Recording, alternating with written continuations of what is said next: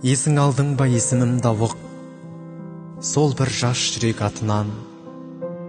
Өмірімнің кейде есігін жауып терезесінен қарап отырам. Терез алдында телміреді ойлар, шешілмей қалған күрмеуі, кешегі күнді көрмеге қойғам көңілдің түкпіріндегі. Өкпені, назды, сағыныш мұңды қатырып қойдым мүсін қып. Кешегі пара қалып шуды алысқа қарай шұрдық.